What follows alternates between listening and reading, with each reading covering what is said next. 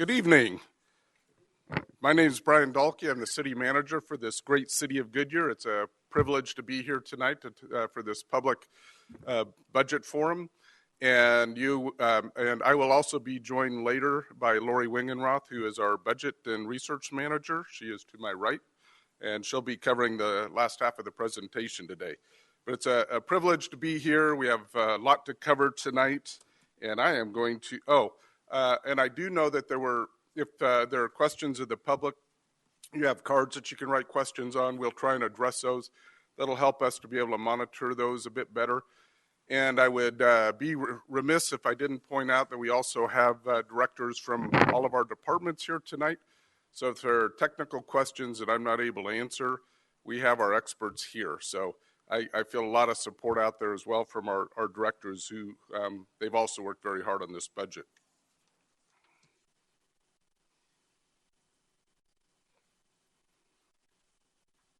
There we go. We'll use it this way. So the first area is we want to talk about our fiscal 2015, and for us, our fiscal year starts July 1st. So we are most of the way through this current budget, and that is fiscal year 15 that we'll be referring to. We want to talk about some of the highlights that have gone on. Very proud of some of the accomplishments that we've been able to achieve this year. So we will be covering some of those.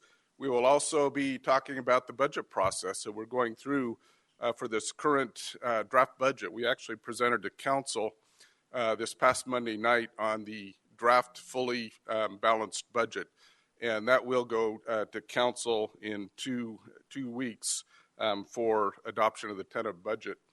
The last part is do want to get in the fiscal 16, the operating budget review, very important to, we think, convey as far as what the expenditures are that are in there. We want to go through what you'll see on the slide is referred to as the CIP. That's our capital improvement plan. We're government. We have to use acronyms, and that's one we love.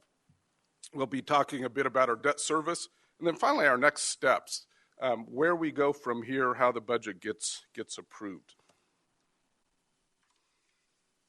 So starting off with our highlights, we actually have several things that we want to talk about as far as some of our highlights. And what you'll see here, it's an eye chart for those in the back. We will have this on our website. It'll be available to the public tomorrow, so you'll have an opportunity to look at this in more detail. But really what this indicates, it's 4 areas that we focus on. Our mayor and council have established 4 key focus areas for the city to manage its budget. What you'll see on the very bottom of the charts, fiscal and resource management, that's taking care of our people and taking care of the dollars that are entrusted to us. Quality of life, I'll be touching on that, sense of community, and finally, economic vitality. So in each of these goals, there actually have 91 strategic action items. And these are reviewed, approved by council. And these items are over and above our day-to-day work that we do. It's areas that we really want to drill into and focus on in our budget. And that is, so some of the highlights in there, if you look at the first column, it's entitled Government Efficiencies. And a few things that really falls in the fiscal and resource management portion. And a few things I want to point out is there's a word that's floating around the city right now that we've been using it for some time. It's called innovation.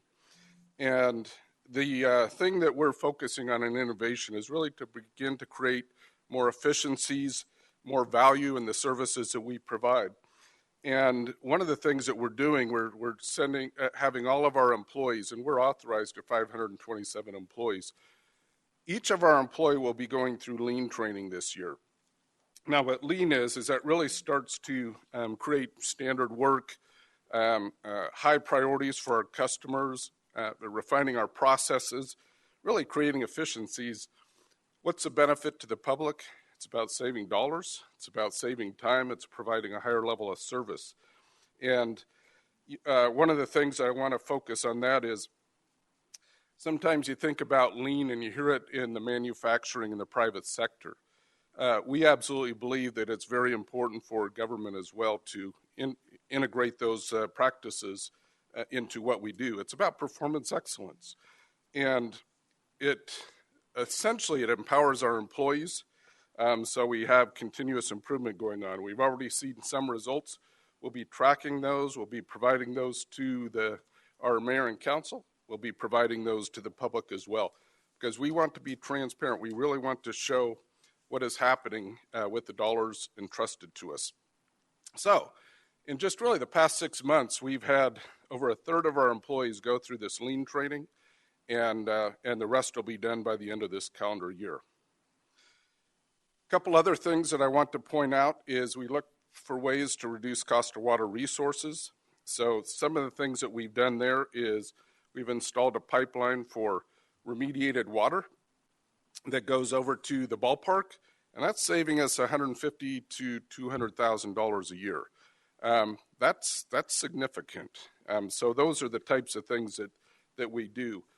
And we have our water expert. If you're interested in talking to Mark Holmes afterwards, he will be happy to spend about 2 hours with you talking about all things water.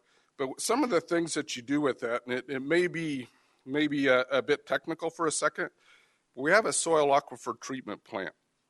With that, we're doing recharge there. So we're taking water that's been treated and recharging it back into the groundwater. We're 100% groundwater. And it's a very cost-effective way to manage our water resources without spending more money than we need to. We went out and we bought some additional surface water rights for the Central Arizona Project Water. That will be a very important water source for us in the future, and right now we're using it for some of our recharging as well.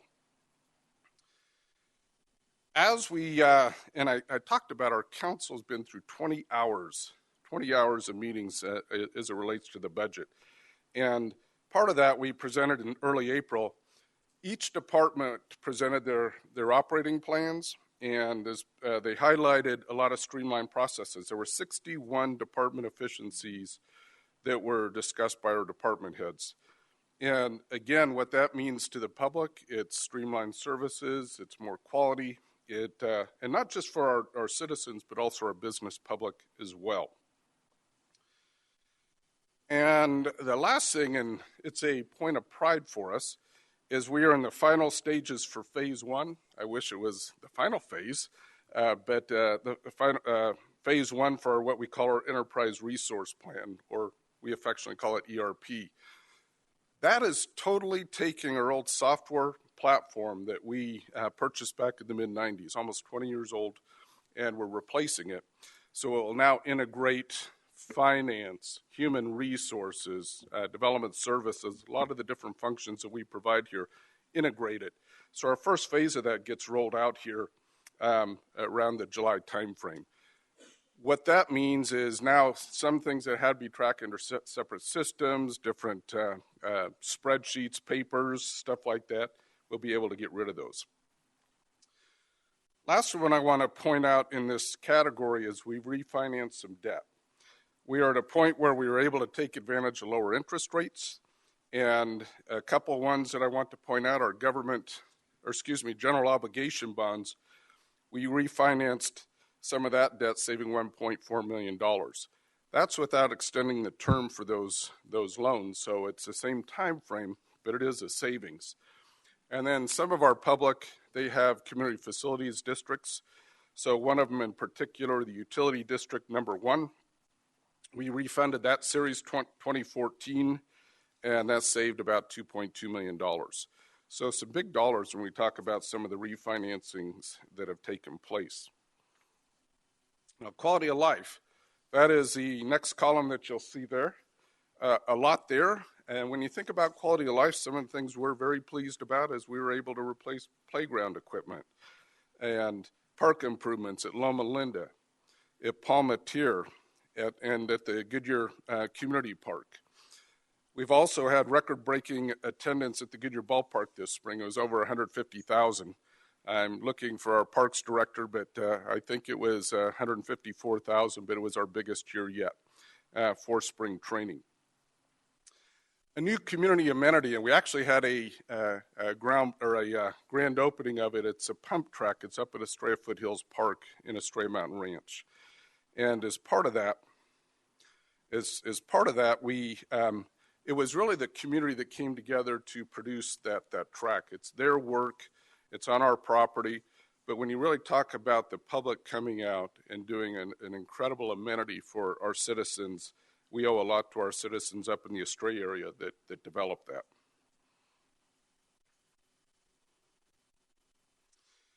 A couple of other things that I'll point out. We did expand the library services. It was a top priority. And numbers may mean something to some. This one jumped out at me. We have about 8,800 participants in our library programs, but of that, almost 8,200 of it is for our youth. And that's important, that our youth have an opportunity to go to the library, to go through those programs that we are able to offer there. If you've been in there, you've noticed we have an innovation hub, and our economic development department actually heads that up.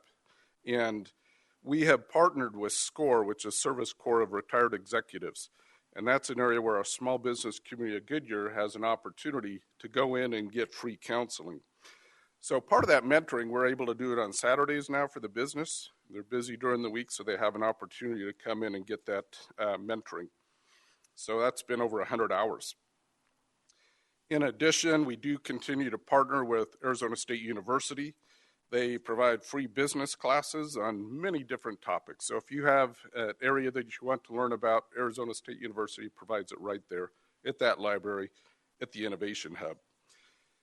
They have just agreed that they're going to open that up also to the business community on Saturdays as well. So really trying to be a lot more accessible to our community. The other thing that's great about the Innovation Hub is we have meeting room space. So our small business community gets to go in and use the meeting room space for free. And it can be for everything from working with clients, networking, introduction meetings, job interviews, one-on-one mentoring. So a lot of different functions for our business. Now, if you look at the next area, sense of community, that's the third bar over there. A few things are going on. There's been an interest on the part of the mayor and council, certainly an interest on the part of city management to provide more communications to our citizens. We have a lot to talk about, and there's so many ways of trying to get your message out. Now, if you look at me, I'm not a social media guy. Thank goodness I'm not in charge of communications. We do have communications group that is really focusing on our social media. So we've done a few things, and if you've heard of Public Stuff, that's a mobile app. So if you're going around the community and you see some problems, just let us know right through that Public Stuff mobile application. In addition to social media, we pump out messages on so many different subjects that are going on and activities on Twitter, Facebook, and Instagram. And the benefit there is we're trying to get information out as quickly as possible, knowing that not all our citizens use social media. Some still use email, but you have choices in trying to get information. Traffic management. That's an area where we are continue to get fiber installed throughout our community. And the good news is the city funds about 10 to 20% of that. The rest of it comes, a lot of it from the federal government, and we get that working with our partners at the Maricopa Association of Government. So that's something that our goal is to get this entire community connected by fiber, and it does take time. But the benefit to the public is that starts to synchronize your lights more, and you can also adjust for certain traffic conditions, things like that. Economic vitality is the last bar on the sheet in front of you, on the screen in front of you. And a couple of things are going on. The Loop 303 corridor, since the Loop 303 connected Interstate 10, I have to tell you that's an amazing, it's going to be an amazing part of commerce in our community. All you have to do is look over at the Indian School and 303 area, and you'll see Dick's Sporting Goods, you'll see Sub-Zero. And I'm getting a little ahead of myself because I do have a slide that'll talk about some of the projects that are coming in here for economic development. And then development services. Our goal, our mayor and council, they've been very clear that it's important to be business friendly to the development community and to our citizens as you go through the process of whether it's trying to get a patio cover or solar or something, you're able to get that a lot more quickly, and we want to make sure that we're customer friendly when we go through that. So a lot of effort's been put into development services to help out in plan review, permit inspection, certificate of occupancy. Some of the things we've done is you can get permits by email now, and we submit for 19 different permit types. And one of the things is that's pools, patio covers, and solar photovoltaic. And we've been able to cut down our solar plan review from 5 days to 48 hours. So a lot of accomplishments there as well.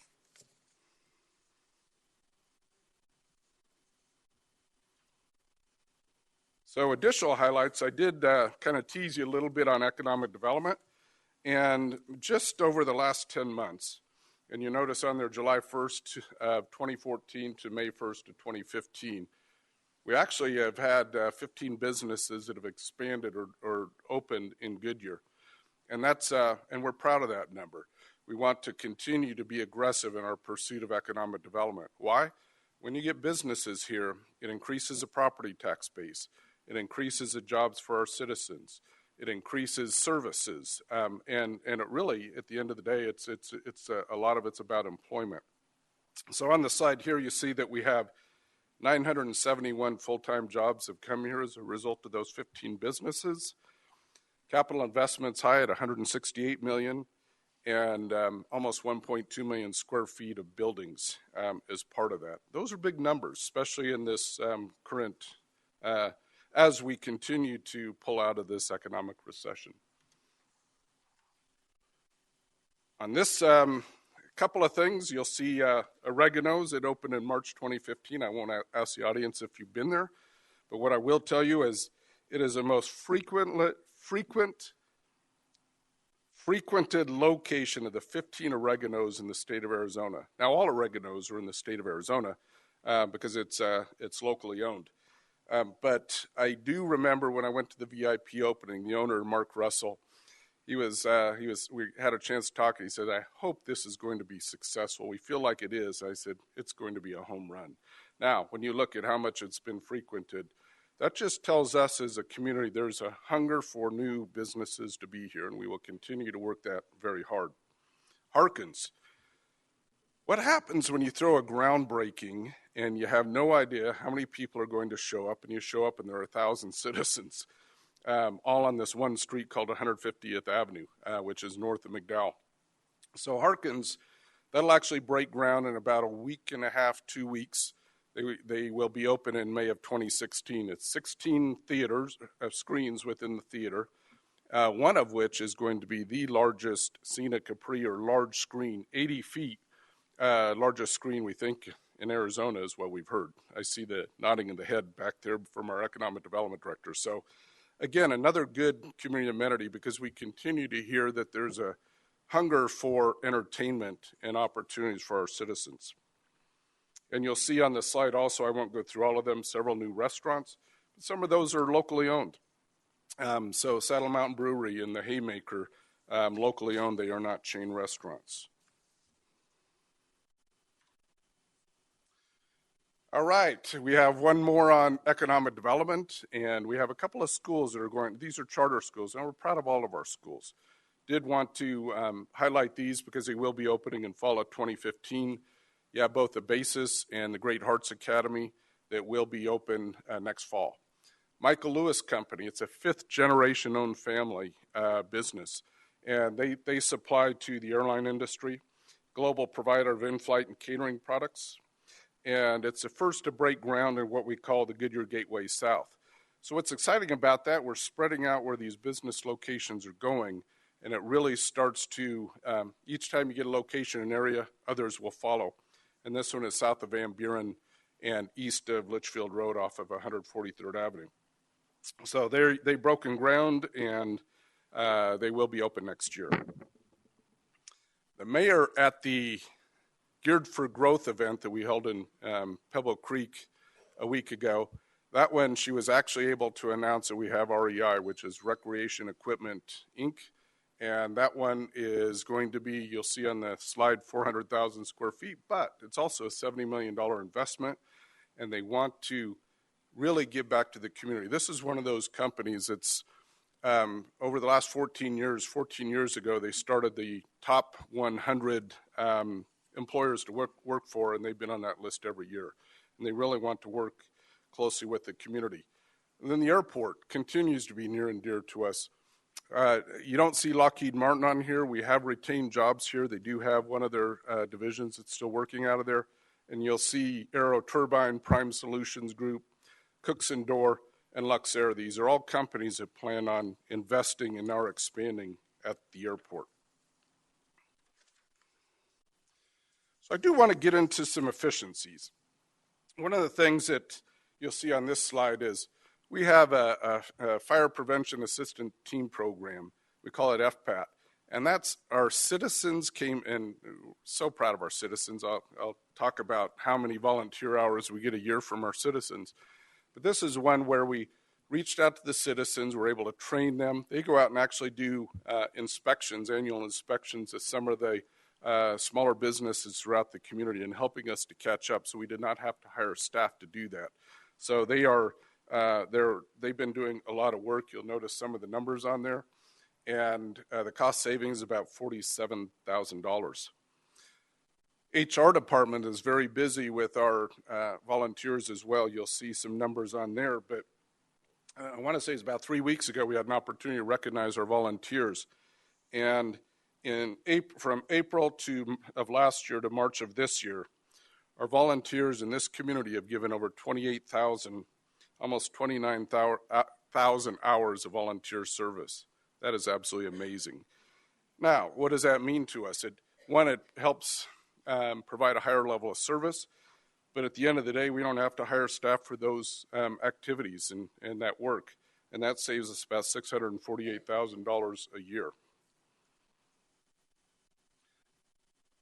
I have talked about the remediated water line at the ballpark that's on this slide, and then we do have we consolidated for police a property and evidence room. So that is bringing together that we're in different areas, all under one roof, and it's a lot better process for our police department now. Bond ratings. I don't know if we have any finance people in the audience, but, well, finance director, I see him here. But one of the things that we continue to look on and is what can we do? And I talked about where we save some dollars in some of our refinancings. But on Monday, we actually reviewed with our city council over 30 financial policies that drive how we put together the budget. And it's very, very fiscally responsible. And those are on our website as well. I won't go into all 30 policies. If you want to, they were on our Monday night meeting, and you can go back on the website and look at those. But every one of them guides our development and finance management for our city. A couple of things that stand out, Standard & Poor and Moody's, you'll see on here our general obligation bond ratings. We're AA for Standard & Poor, and Moody's AA2, and Goodyear Public Improvement Corporation, which is our sales tax funded, AA- and AA3. Well, our finance policy requires us to be at least Baa1C. We're well above that, and we have been for a number of years, and we will continue to work closely on those ratings, because at the end of the day, it doesn't affect the current debt that you have. If you issue debt tomorrow, it has a huge interest savings, which at the end of the day is a savings to our citizens. Budget process overview. I used to be a budget guy. I could talk about budget processes for probably a couple hours. I won't. But to me, it's very deliberate, very focused as we go through this, working with our department heads, certainly working with the mayor and council. Now, this budget, as I talked about before, as once approved by council, it takes effect July 1st of 2015. That's our fiscal year start. I'll hit three areas in this: a base budget, supplemental, which is budget additions, as well as capital improvement plan. So the base budget, that really, one of the things that we do is each department has a budget. We work closely with them throughout the year. If there are costs in some areas that go up and we're able to save costs in other areas, we're always kind of that balancing back and forth. And our first goal is to absorb any new budget needs within their base budget. That's our top priority. And still deliver the same level of service. And I want to hit the level of service. Every 2 years, we do a community survey. We want to know how we're doing. It's our report card. And a couple of, and I'm very proud of the statistics that come out of that. This past one that we had conducted, 91% of our residents rated quality of life as good or excellent. 91%. I wish I had 91% in all of my studies when I went to college, but that's another discussion. 95% of our residents rated Goodyear as a good place to live. 97% of our residents feel safe in the neighborhoods during the day. 95% rated our fire service as good or excellent. And 95% of our citizens would advise that Goodyear is a good place to live. So our focus continues to be and will always continue to be the focus on our service. At the end of the day, it is for our public. So as part of that, we want to make sure we don't drop the ball on the customer service we're providing and also being responsible on our budgets. Every department spends less. We expect that when they do their budgets. As I talked about, it's important to have flexibility with those as well. They're monitored throughout the year. And we also factor in where can we use volunteers. I talked about FPAT, the Fire Protection Group, and that's a key area where we could have easily hired staff for that. We were able to take advantage of the of our citizens that offered up to do that. Supplemental and capital improvement plan requests. So supplementals, those are areas we cannot absorb a new cost within the budget. So we go through that process, and that's one where there's thorough review from department heads all the way through to city management. And every one of those is reviewed, scrutinized, and I will tell you that a lot of them will. And our department heads don't put in supplementals that are wish lists. So it is very precise as far as what they're asking for. It has to be well documented. On capital projects, some of the things that you'll see in capital projects is new traffic signals and road improvements. I know we have some citizens here tonight from Canyon Trails, and that is in the proposed budget for the traffic signal at Yuma and Canyon Trails Parkway. So that is in the proposed budget. And as I talked about, council will be voting on that on May the 18th, as well as the budget adoption in June. The other thing on capital improvement plan, if you look at all the different elements of a project that goes forward, we involve a lot of the departments now. So it's not one department just saying, hey, it's going to cost about X. We involve engineering, we involve finance to really look at it from several different ways to make sure that we're putting in their accurate dollars. So when we go back to our council for the project, that we're staying within that budget and certainly reduce it where we can. Proposed budget highlights, I'll hit a few of these and I'll be turning it over here in a minute. But one of the things I want to talk about, asset management and preservation. Our mayor and council last year set aside $5 million for an asset management program. We continue to add to that. And what that is that looks at 10 years out for the needs in the community, whether it's roads, whether it's fleet replacement, technology, parks equipment. So we now are looking at life cycles for the assets that we have here. We feel that is a very responsible way of managing the assets that we have in the community. I do know there are some communities that aren't, I would say, as blessed to be able to do that and are required to go out for financing for that. And when you get, when you issue debt to pay for current needs, that can not always be the easiest thing to handle down the road. So We have a lot of our major 10-year plans in place, and we'll continue to do that. You'll see on the slide the PIC set aside for the Goodyear Ballpark. We've talked about this openly. We have been setting aside funds for 4 years. This will be 4th year. And each year that we set that aside, that amount grows. For when we, the principal portion of the debt on the Goodyear Ballpark and development complexes, when that portion is due in fiscal year 19, we'll have the dollars to do that without impact of having to raise taxes to pay for those for that particular debt service. At some point, we have every confidence that we are going to get reimbursed by the Arizona Sports and Tourism Authority that gets money from hotel tax and also car rental tax, and that's the funding source that they give to communities to actually reimburse us back for those types of investments. But you can never plan on how quickly those funds will be coming in here. So where we initially thought it may be 2017, it's now 2020. Who knows, could be a little bit later, but we are prepared to handle that. The other one we have on here is investing in employees. It's council's interest that we pay our employees at market for 10 benchmark communities.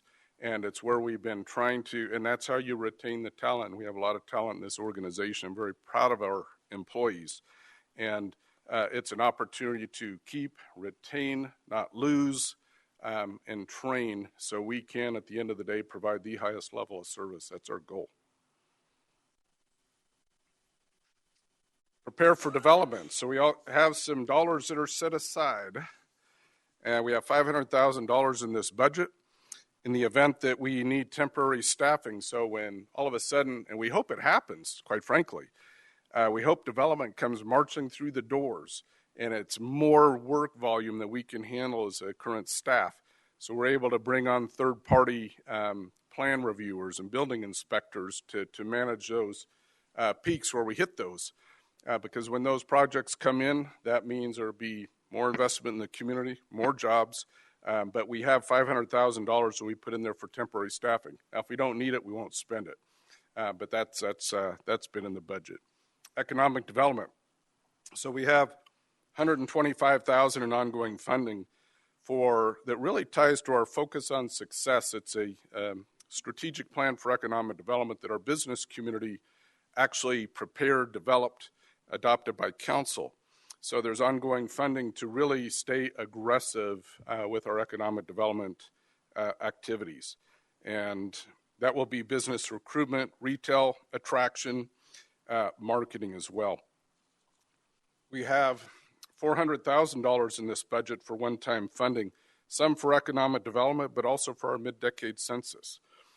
When that's completed, and you'll see a lot of information that comes out on that, but when that mid-decade census is completed, we know we have grown from 64,000 population in 2010 to, and it'll be closer to 78,000 or 76,000 by the time we do it next year. So for every resident you have, you get a portion of the state shared revenues that the state collects and then distributes on a per population basis to the communities. We do have 4 new positions. You'll see a slide later from our budget manager on how we're really we are holding down the number of employees that we hire, but we do have 4 positions that will be in this budget, and those will be gone through a little bit later. And my last slide, before I turn it over to Lori, this is a calendar. So this takes you back to October of 2014, when we started work sessions with our council. Again, 20 hours of public meetings on this budget that we've gone through, that our mayor and council have seen information, asked questions, given direction, and it has really led to the culmination of where we're at tonight. So you'll see on there the budget calendar kind of working our way through there. We did a 5-year forecast, revenue forecast. We went back through our tax policy, initial capital improvement plan, what items are going to be included in there. We went through and the departments, all the departments over a 2-night period, as I talked about before, but they presented presented to our council, and that was back in April. We reviewed revenue and expenditure updates on supplementals in April as well. And then finally, rounding out April, we had revenue expenditure overview that we continued. There were enough questions from council, enough input. We went back through and we really validated some of the areas that some of the questions were brought up in direction. And then that led into this past Monday, where we actually had a review of the budget. It's not formally adopted, but it was a fully balanced budget as presented to council in a work session. So the first official vote on the budget will not occur until May the 18th, and that'll be tentative budget adoption. So with that, just as a reminder, we do have cards that the audience, if you have questions, please write them down. We have our experts here. We'll try and answer those. So just write them down and you can hand them. We'll collect those at the end.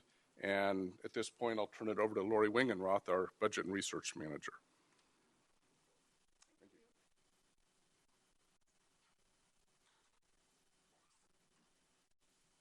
Hello, thank you for being here. Now you get to go through the boring numbers. I'll try to make it not quite as boring as it would typically be and give you some information that will be helpful. I thought I'd start by just giving you an overview of the revenue that we're assuming for next year's budget. If you see the chart here, you'll see that about half of our revenue is the general fund, and that's the part of the budget that pays for our ongoing kind of basic city services like police and fire and parks, and so that's what's supported by things like your property taxes and your sales taxes. You'll see those kind of green pieces of the pie that are kind of popped out on the other side of the big general fund piece. Those are our enterprise funds. And the water, wastewater, and sanitation enterprise funds are fully supported by their own fees, so they aren't supported by basic tax revenues. And they make up about a fifth of the budgeted revenue. The other areas, the kind of pinky colored items, those are items that support our capital improvement program, the projects kind of piece of our budget. And then the few pieces up at the top are primarily just a few small things like the gas tax revenues that we receive from the state, that the state shares with us, that are used for street types of projects, and then the debt service that we pay on debt that we've issued already. And to just go into a little bit more detail on the general fund piece of the puzzle, that's usually the area that people have the most interest in. Essentially, there's about $83 million in revenue in the general fund, and about almost 60% of that comes from the sales tax. The big pink piece is the basic sales tax. That's when you go to the store and buy things. You pay sales tax to the city as well as the state. Go to restaurants. If you rent property or either tangible property or real property, you pay a tax. In addition, the little red slice or orangey slice, darker orange one, that's the construction part of the sales tax. So when people build things, they pay sales tax as well. In addition, we receive state shared revenues. The two kind of greeny color pieces of the pie are our state shared income taxes and our state shared sales taxes.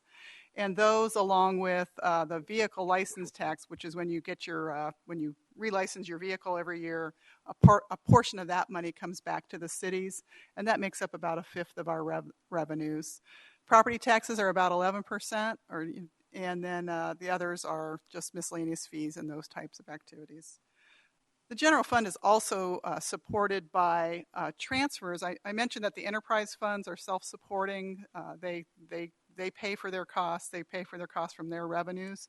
They also provide resources to the general fund to pay back for costs like my department, the finance department, or the HR department. So they kind of pay their fair share of the operations of the city that support their ongoing business as well. I mentioned the property taxes. It's always in areas that people are interested in. Just wanted to give you a comparison of this year's property tax to what next year's property tax will be. And if you look down at the very bottom line, you'll see that there's two columns that say 1.8700. That's the property tax rate, the combined rate for the two pieces of the property tax. And that the rate will remain the same this coming year. But you'll notice that we'll bring in a little bit more revenue next year compared to this year.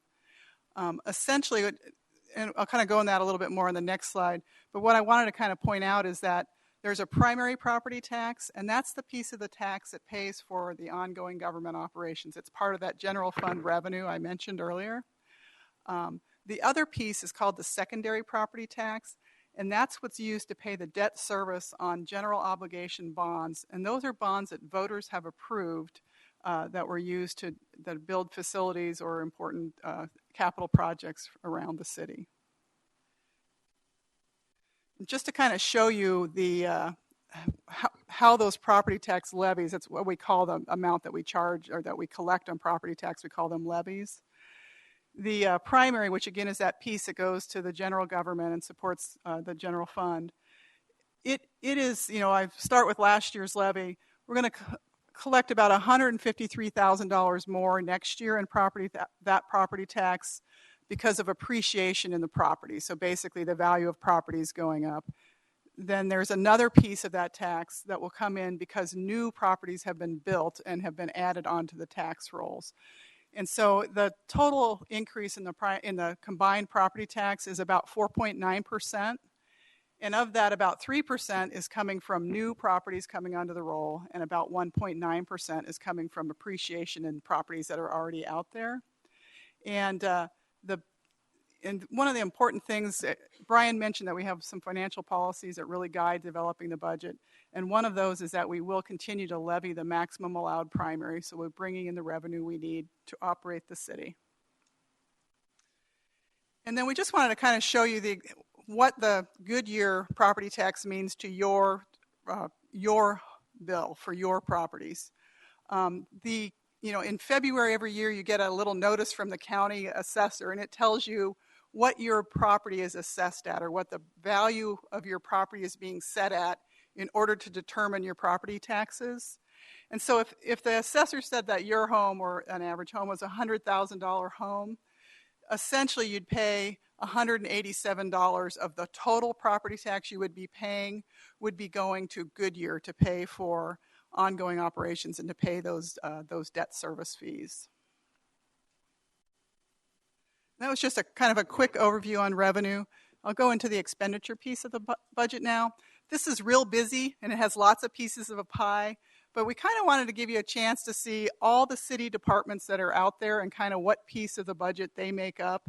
So you'll see something as small as the mayor and council is probably the smallest piece of the pie, growing up to the police department, which would be the biggest piece of the pie. It looks like fire is bigger, but police is actually a little bit bigger at $18 million. And so the total budget for the kind of the ongoing day-to-day businesses of what we do next year will be about $97.3 million, and that's coming from all the sources of funds. So that's the general fund as well as those enterprise funds that we mentioned. And Brian had talked about the supplementals or the added things into the budget, and I thought I'd just go over in a little bit more detail a few of the items that are being added or being proposed in this coming budget. There's some new program services, replacing equipment that couldn't be absorbed in that base budget process. Some of the types of things that you're going to see are the police will be entering into a body camera program, and we'll be preparing to roll out that technology as well as staffing to deal with that. We'll be taking over in our sanitation area. We will be taking over responsibility for the cans that you actually have at your home where you place your trash. The city will be taking responsibility for that a year from July 1, but we'll be bringing on a staff position and the other costs we need to get ready to be able to deal with that. So that'll come on later next year, but so that we're ready on July 1 if we have to deal with picking up your trash, or not actually collecting your trash, but the physical containers is what we'll be taking responsibility for. Some of the other things that Brian talked about employees and investing in employees and investing in being efficient in what we do. There's a number of items to help our employees be more efficient in this budget. The technology, Brian mentioned the enterprise resource system that we're bringing up.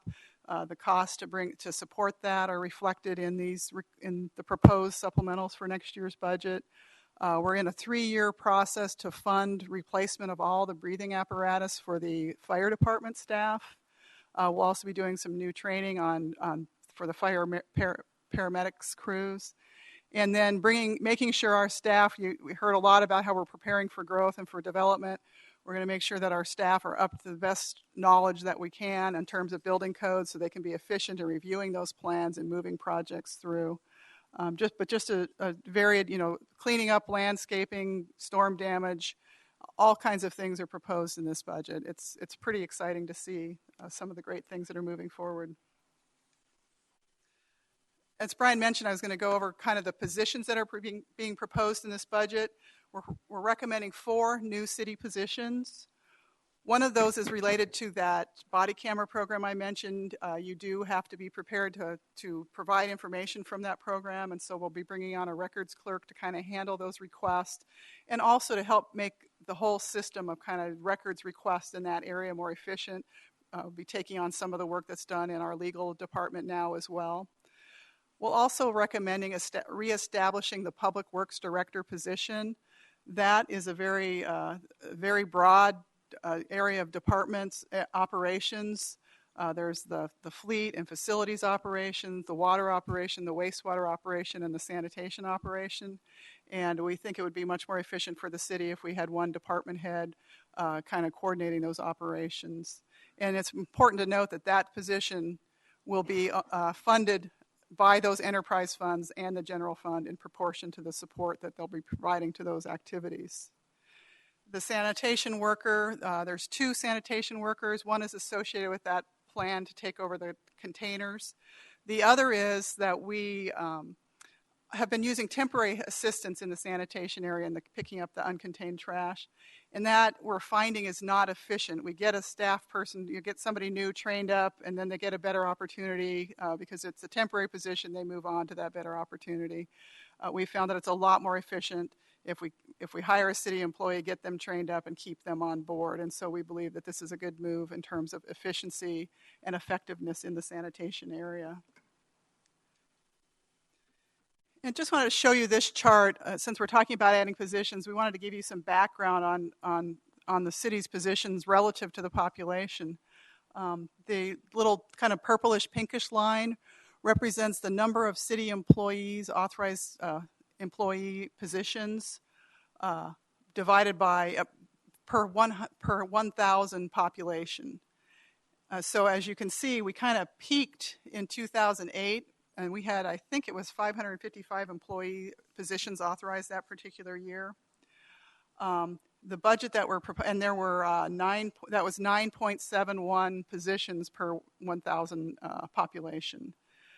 For the proposed budget for next fiscal year, the fiscal year 16 budget, that ratio will be 6.91 positions per 1,000 population. In that same time frame from that peak there in 2008, our population grew about 37%, and the number of employee positions has declined by just under 3%. So we've been able to continue to provide services and become more efficient and really be focused on doing the best job we can and keeping staffing costs down in doing that.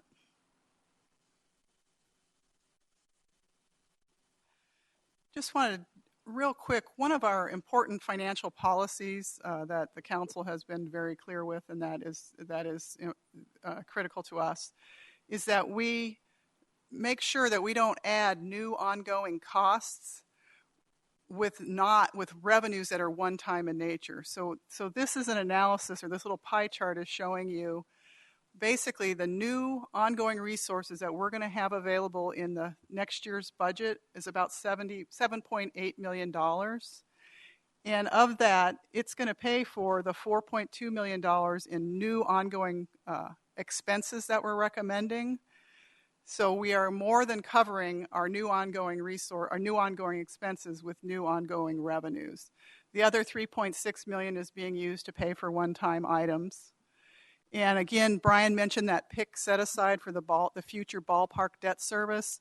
That's a piece of this analysis, and that's something that we pay attention to as we're going through this as well in terms of defining what ongoing costs will we add to our budget. Next, I'll go over the capital improvement program budget. And again, that's the part of the budget where we basically, it's the big one-time things. If we're going to build a police station, if we're going to, build or improve a road, if we're going to add a traffic signal. So it's the things that don't happen all the time that, that are big in nature and may take a couple of years to complete. Oftentimes they're funded with fees that can only be used for that particular purpose or that particular project. And so this is how we account for those items, or where we budget for those items. And so we do prepare a 10-year capital improvement program. So the 10-year plan is about $323 million. When you look at this chart, you'll notice that the fiscal year 25 is very small compared to the other years. One of the important things about our planning, our capital plans, is that we only put in the 10-year plan the items that we believe can be funded with resources that we know are available and that we can forecast in the future. And so a big part of those the program is supported by development fees or development impact fees, where we develop a 10-year plan and establish a fee, and those fees support new projects that are related to growth. And so that's where a substantial portion of these funds come from. But that plan is only a 10-year plan, and so there's no year 25 plan yet for those impact fees. We'll update that plan every 3 to 5 years, so we're still a couple years away before we'll start adding new impact fee funded projects into the capital program, because we can't add them if we don't have a plan and a way to generate those revenues. This is the first year of the CIP that I just mentioned. It's actually part of what we adopt as next year's budget. So it's the piece of the CIP that will become a budget next year. And it's interesting that about half of the CIP is also general funded. It's for items like pavement management, maintaining the pavement, going out and resurfacing and those types, or putting on slurry seal or those types of things. We're building up some funding for a couple of projects. But essentially about 50% is general funded. Again, there's enterprise funds and impact fees then that are supporting the rest of the capital program. And just to go through a couple of projects, examples of the types of projects that are in the capital improvement program. We do have a practice of kind of setting aside or building up funding for big projects that we know are coming up that we can't possibly all fund in 1 year. So one of those projects is a community recreation center or a multi-generation facility. So next year's budget will add $1.3 million in new general funds for that project, but we won't be able to build that project next year. It's just money that we're starting to gather up that will be moving forward year after year until we get to the point where we have enough resources to actually move forward and construct that project. And so you'll actually see it's on both sides. The first column there shows what's in next year's budget, and some of the examples on the other side of the double lines are things that are in that 10 years. And so next year there's 1.3 million in for that project, and then in the last 9 years there's another 7.4. And so there'll be a point in time in that next 9 years we'll have enough resources to move forward with that project. Some of the other things that are in there, there's a police facility that's under construction now that's will be funded and completed next year. There's a project to do work on Saraville between Portland and Van Buren. There's already design work going on that project. We'll also start some design on Van Buren between Estrella and Saraville. This shows 2 new traffic signals. There's actually 3 new traffic signals in the budget.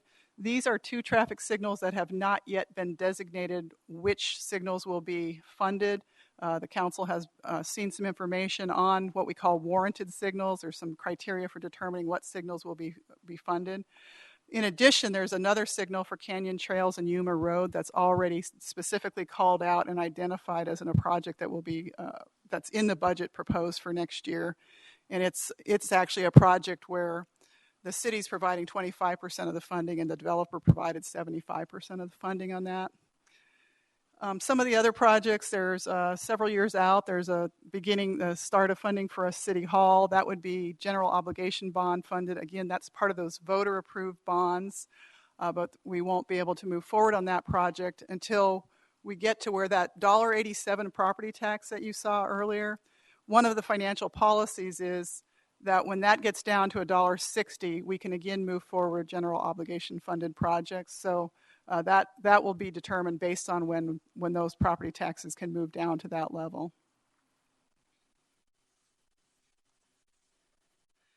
And kind of the last major piece of the budget is debt service.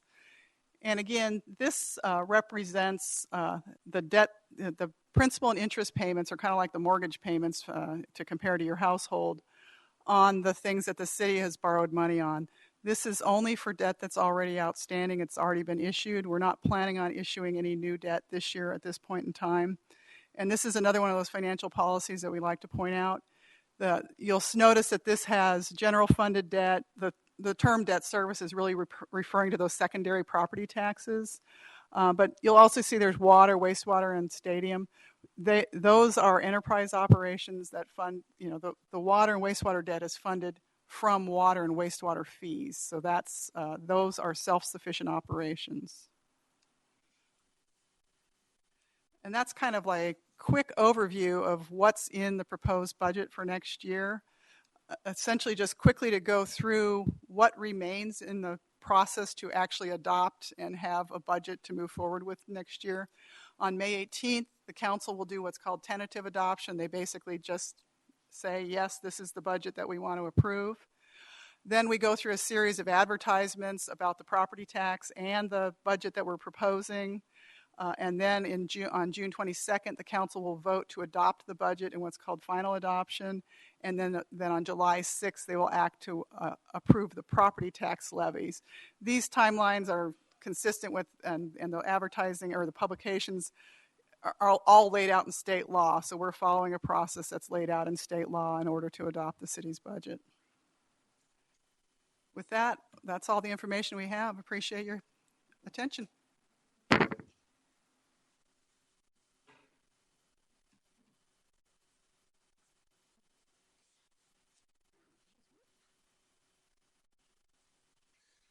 Thank you, Lori. Appreciate that. At this time, we would, if you have questions written down, please hold them up. We'll have staff come by and pick those up. And the other thing that we always offer to our residents and citizens, we will stay around afterwards. So if there are questions you have in more detail, we will answer those as well to the extent that we can. So you have two opportunities. One is to submit questions, and then the other one is to visit with our department heads or city management afterwards. I do have one. It's more of a comment, and this has to do with Loma Linda Park, and it has to do with the master plan. They're excited to see the project and master plan move forward for Loma Linda Park. That's a plan that was actually established back some years ago. I do know that next year what we're planning on funding for Loma Linda is we're doing some court resurfacing of some of the sports courts, as well as some of the lighting there at the park. So that would be what we're planning for next year. But certainly appreciate receiving this. We will follow up and go from there.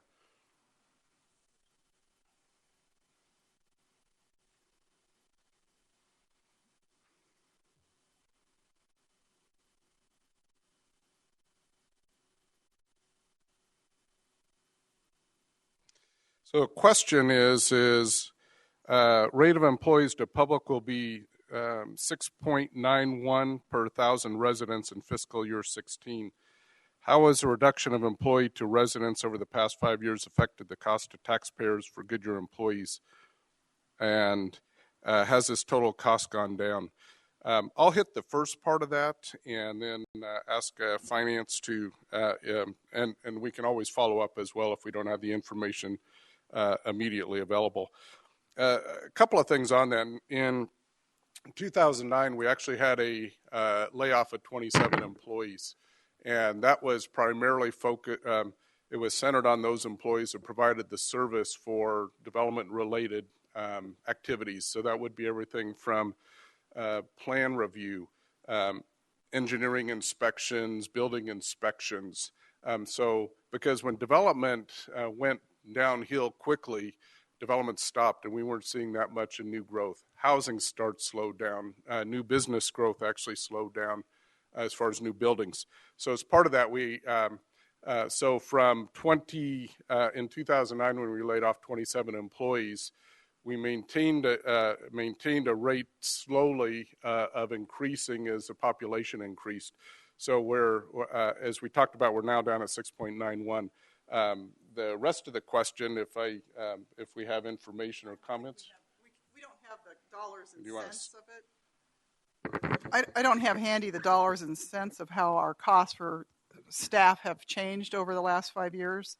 I mean, I can tell you that we have fewer employees or fewer positions than we did 5 years ago. So so we are certainly paying fewer employees to do the job. Obviously, costs go up and salaries go up. So we can get that information.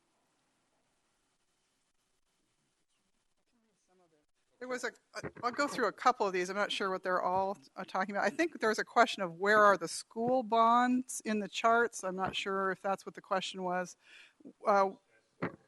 The city does not operate schools, so what we're showing you in the property tax chart is just the property tax information is just the part of your property tax bill that is attributable to the city of Goodyear.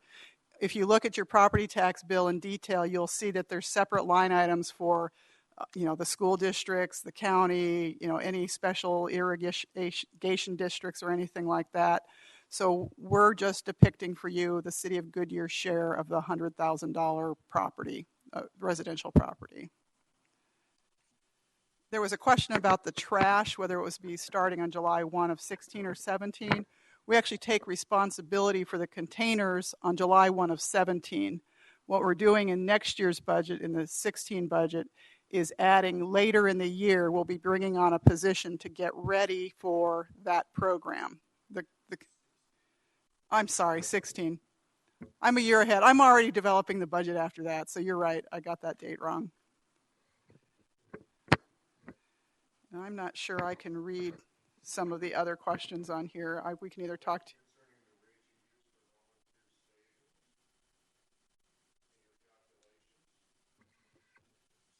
I'm not sure what rate we use. We'll have to get back to you on that.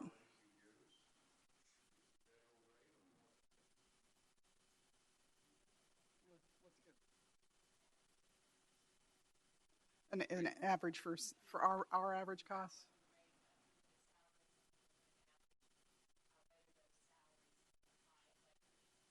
So it's not a federal number. It's based on our average salary expenses. We'll let the human resources director will come up and answer.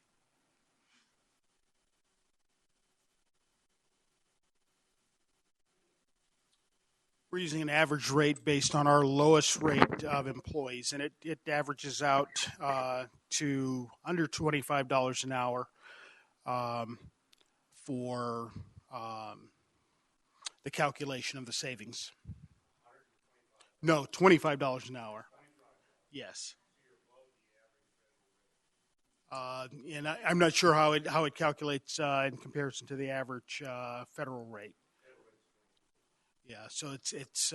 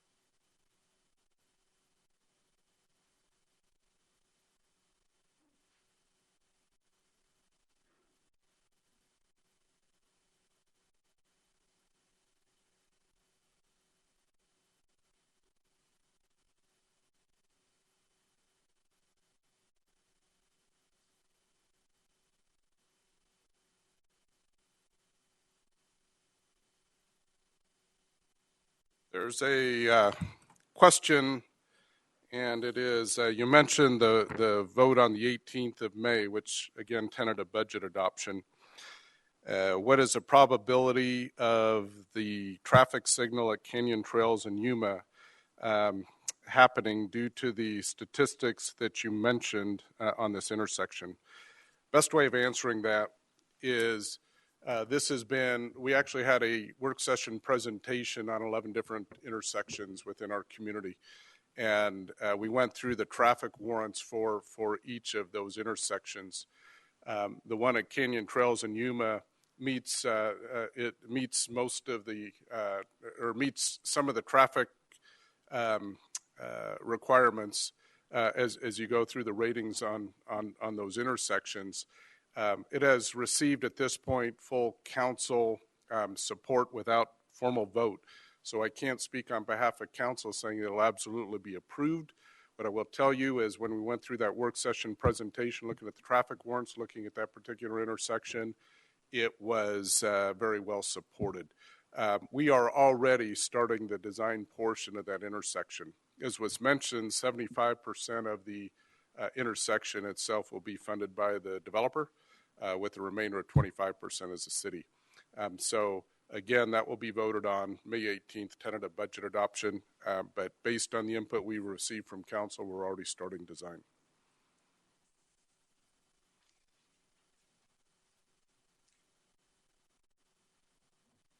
Any more questions? Okay, we will be here afterward. As I stated at the very beginning, we have our directors here, public safety, fire, police, engineering, public works, both deputy city managers, human resources.